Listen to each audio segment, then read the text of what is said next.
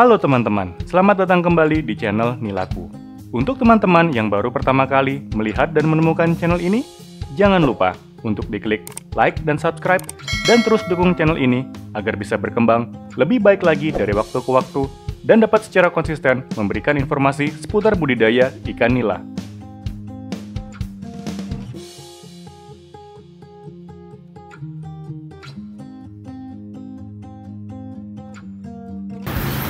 Halo teman-teman, jumpa lagi di channel YouTube Nilaku ID, channel yang membahas tuntas tentang budidaya ikan nila dengan sistem RAS. Pada kesempatan kali ini, kita ada instalasi kolam dengan sistem RAS di wilayah Karawang. Lokasi owner sangat asri, ada kelinci, ada ayam kate, sama ayam sultan katanya. Yuk, kita masuk. Oke, jadi ini wilayahnya ya, sangat sejuk, sangat asri. Ini benar-benar memanfaatkan lahan terbatas untuk hanya sekedar kesenangan, hobi, maupun mengurangi kebosanan di saat pensiun. Ini ada kandang kelinci, ada ayam kate, ayam sultan, terus ini nanti akan dibikin jadi tanaman anggur, jadi akan sangat adem. Nah, kita kebagian jatah bikin kolam di sudut sebelah sini. Di pagi hari yang cerah ini, kita sedang berada di daerah Karawang.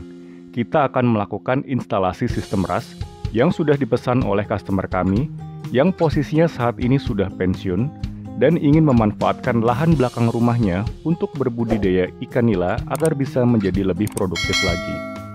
Seperti biasa, kita sebelumnya sudah melakukan perakitan untuk drum-drum yang akan digunakan sebagai media filtrasi di lokasi workshop kami.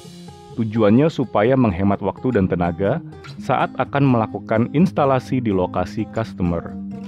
Setibanya di lokasi, pada dasarnya yang kami lakukan hanyalah menyambung kembali semua pemipaan yang sebelumnya kami lepas untuk proses pengiriman, dan menyesuaikan kembali panjang pipa yang dibutuhkan, karena banyak faktor lain di lapangan yang perlu dilakukan adanya penyesuaian kembali. Prinsip yang kami anut jika kami sedang melakukan instalasi, proses pemasangan pemipaan harus rapi, agar enak dipandang oleh mata dan tidak menjadi penghalang untuk mobilisasi sang pemilik dalam melakukan operasional budidaya ikan nila dengan sistem RAS ini. Kita pastikan semua proses instalasi sudah benar-benar komplit, dan tahap akhir adalah melakukan pengujian untuk memastikan semua komponen kelistrikan berjalan dengan baik dan benar. Dimulai dari menyalakan pompa air untuk tes sirkulasi air dan menyalakan mesin aerator untuk mengatur debit udara yang sesuai antara udara yang disemburkan untuk filter biologis dan juga udara untuk penempatan di dalam kolam pemeliharaan. Beruntungnya, proses instalasi ini berjalan dengan mudah dan lancar, karena owner sudah menyiapkan semua infrastruktur yang diperlukan dengan baik dan benar, mulai dari atap, landasan untuk kolam, dan landasan untuk filtrasinya, sehingga proses instalasi berjalan sesuai rencana. Selain untuk hobi dan juga meluangkan waktu untuk menikmati di masa pensiun, owner juga memiliki rumah makan, dan salah satu menu favorit di rumah makannya adalah ikan nila cobek. Target terdekat yang ingin dicapai dengan budidaya menggunakan 2 buah kolam ini adalah bisa suplai sendiri kebutuhan ikan untuk rumah makannya, sehingga akan lebih hemat dari sisi biaya produksi dan meningkatkan profit dari hasil penjualannya. Jika semua lancar, ada keinginan dari owner untuk menambah jumlah kolam menjadi lebih banyak lagi. Tentunya proses ini akan kami lakukan bimbingan dari jarak jauh untuk memastikan operasional sistem RAS berjalan sesuai dengan SOP yang berlaku.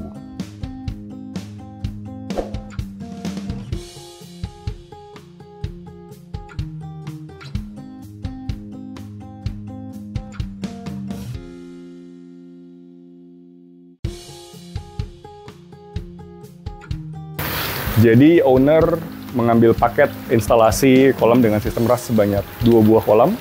Ini kolam dengan diameter 150 cm. Saat ini sudah running. kita proses instalasi dari tadi pagi, start dari jam 9 ya. Jadi sebelum jam 4 sore ini semua sudah beres. Jadi untuk teman-teman yang berminat membuat paket kolam ras, itu sebetulnya kalau hanya D150, kita sudah menyiapkan di lokasi workshop kami. Jadi kita sudah potong-potong, sudah atur sedemikian rupa, sehingga pada saat kami ke sini itu hanya tinggal pemasangan. Jadi sistemnya knockdown. Jadi tidak dari nol kita rakit di sini. Terutama media untuk filtrasinya. Ini semua kita selesaikan di farm. Oke, kita ulas sekarang. Teman-teman bisa lihat ini kolamnya. Pancuran air sedang berjalan karena kita mau ngisi kolamnya. Terus ini area filtrasinya. Ini menggunakan drum 150 cm sebanyak 7 buah. Jadi seperti biasa, kaidah nila QID. Ada pre-filter, di sini sebanyak 2 buah. Pre-filter 1, pre-filter 2. Kemudian ada filter mekanis. Lalu ada filter biologis, di sini menggunakan 2 buah drum filter biologis. Ada pH buffer yang akan berisi karang jahe, lalu ada samteng ya, yang isinya cuma pompa air sama lampu UV. Lalu dari samteng ini kita install aliran air agar air dari samteng dialirkan kembali ke kolam ya. Terus yang unik di sini kita menggunakan pompa air yang memiliki panel seperti ini. Jadi ini ada beberapa mode, ini mode run ya. Ini maksudnya menyedot air dari samteng untuk dialirkan ke kolam, dan ini pun kita bisa mengatur debitnya. Ini contoh saat ini debitnya 20 dengan, kalau bisa dilihat itu kan airnya deras ya. Kita bisa mengkecilkan ya. Ini coba kita kecilkan. Kita kecilkan ke 10 misal. Nah, ini 10. Nah, teman-teman bisa lihat perbedaannya. Debitnya juga menjadi lebih lambat. Nah, ini cocok sekali untuk menghemat energi ya, listrik atau watt. Otomatis kalau dikecilkan wattnya juga tidak memakan terlalu besar. Ini kita besarkan. Nah, terus ada mode juga memberi pakan, tapi saya rasa kalau dengan sistem ras pada saat memberi makan tidak perlu pompa harus mati ya, cuman ini mungkin digunakan di akuarium. Lalu ada mode ombak. Jadi pancuran itu nyala berhenti, nyala berhenti, nyala berhenti, dan ini rasanya juga tidak terlalu berfungsi untuk sistem ras karena sistem ras kita full resirkulasi. Jadi saya kembalikan lagi ke mode normal, yaitu run. Dan teman-teman jika berminat membeli pompa air dengan jenis seperti ini bisa menghubungi kita. Kita ada garansi juga ya, lengkap dengan sudah seperti panel seperti ini. Jadi tidak hanya tinggal colok, tapi kita bisa atur debit udaranya juga. Ini bervariasi, yang paling tinggi hingga 30.000 liter per jam ya. Oke, saya rasa itu saja yang bisa saya sampaikan di kesempatan video kali ini. Terima kasih sudah menonton. Sampai berjumpa di video-video selanjutnya.